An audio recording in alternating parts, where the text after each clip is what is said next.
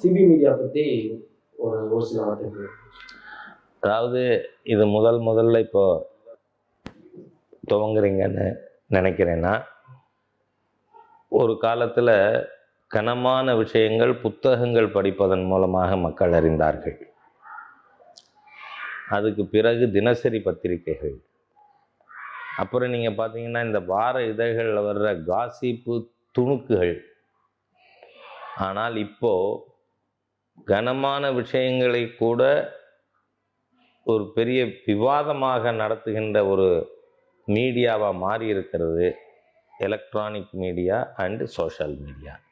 அதனால் அப்படிப்பட்ட காலகட்டத்தில் ஒரு யூடியூப் சேனலுக்கு, ஏன்னா இன்றைக்கி டிராயிங் ரூமுக்கு வரல, கையில் வந்துடுது. ஆகவே அப்படி இருக்கின்ற ஒரு சூழ்நிலையில் மிக அத்தியாவசியமான ஒன்று. ஆனால் அதில் credibility, impartiality and honesty in telling facts கடைபிடிக்கப்படுமானால் ஒரு பெரிய வெற்றிகரமான இதுவாக இந்த மீடியா வர முடியும். அதுக்கு என்னுடைய வாழ்த்துக்களை தெரிவித்துக் கொள்கிறேன்.